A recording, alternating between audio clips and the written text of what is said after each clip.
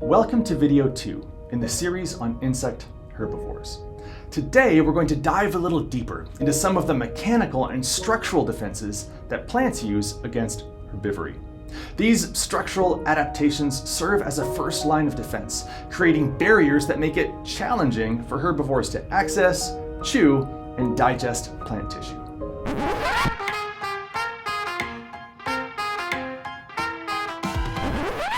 Let's begin by looking at one of the simplest yet most effective strategies: the development of thick, tough tissue. Most plants, especially those that face high levels of herbivory, produce leaves, stems, or bark that's unusually thick and rigid. By investing in thicker tissue, plants create a surface that's hard for herbivores to penetrate and chew.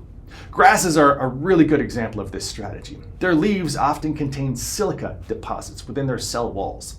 Silica strengthens the leaves, making them not only more durable, but also pretty abrasive to the mouthparts of herbivores. Over time, this abrasive quality can wear down the feeding structures of herbivores, deterring them from feeding on grasses. The development of woody tissue in trees and shrubs represents another level of toughness in mechanical defenses. Hardwoods like oak and maple produce especially dense wood that's really difficult for most herbivores to gnaw through. Softwoods like pine and spruce employ a different form of toughness with needle-like leaves that are not only difficult to chew, but also pretty challenging to digest. Trichomes are another fascinating and widely deployed form of physical defense. Trichomes are small, hair-like structures that grow on the surface of plants, primarily on the leaves and the stems. They can vary widely in shape, size, and function. They can have glands or be non-glandular. Some trichomes are long and densely packed, creating a barrier that prevents herbivores from even reaching the leaf surface.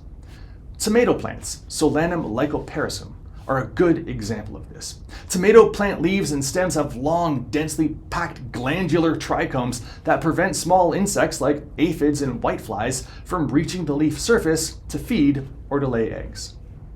Other trichomes are shaped in such a way that they can actually snare would-be predators. The common teasel is a good example of this. The teasel trichomes are barbed and can physically trap small herbivorous insects, impeding their movement and sometimes even immobilizing them entirely, which obviously would prevent them from feeding. Glandular trichomes add yet another layer of defense. For instance, the glandular trichomes of the tobacco plant release a sticky resin containing nicotine, which is both physically obstructive and chemically deterrent to most insects.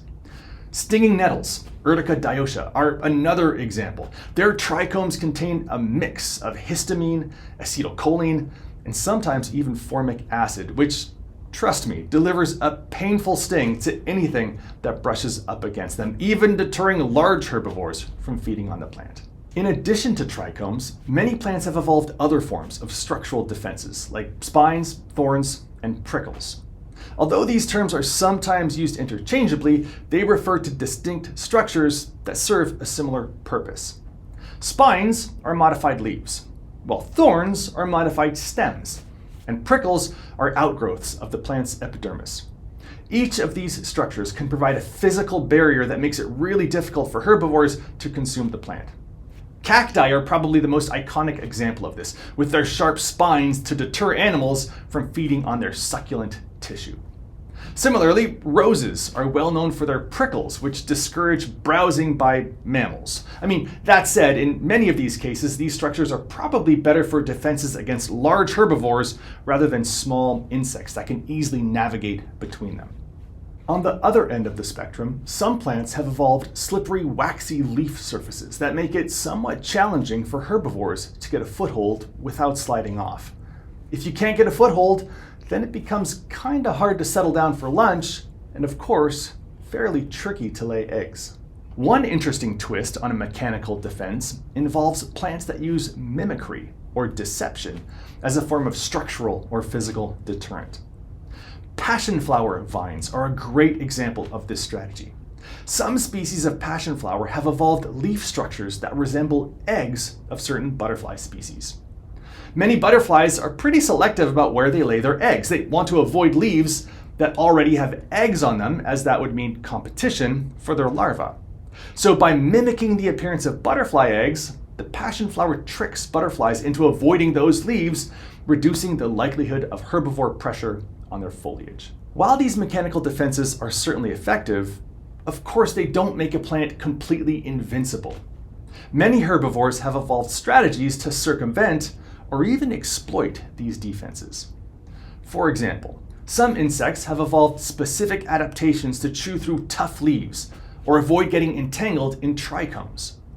Leafcutter ants are particularly fascinating in this regard. They have powerful mandibles that allow them to slice through even the toughest of leaves. Similarly, grass-feeding insects, like grasshoppers, possess relatively larger heads, which support comparatively larger mandibles compared to their forb-feeding counterparts.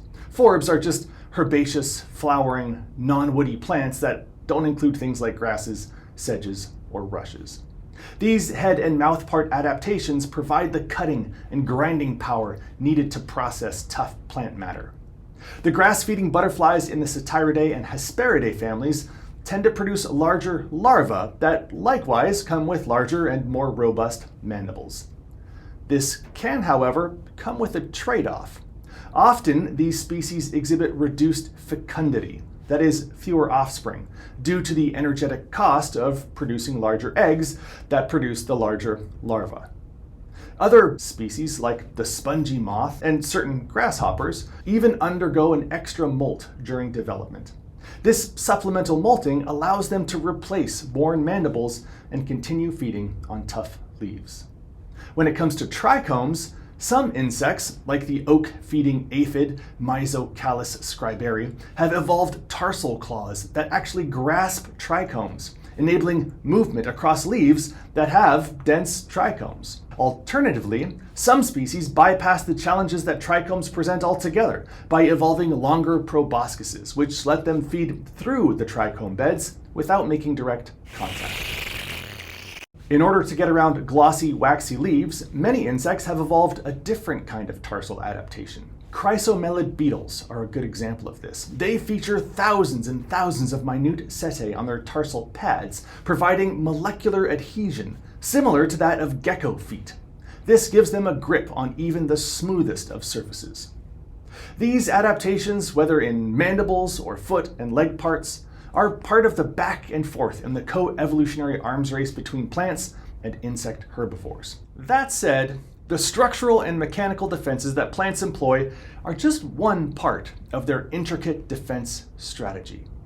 In the next video, we'll take a look at chemical defense strategies, which add a whole other layer of complexity to the interactions between plants and insect herbivores. But until then, thanks for tuning in. I'll see you next time.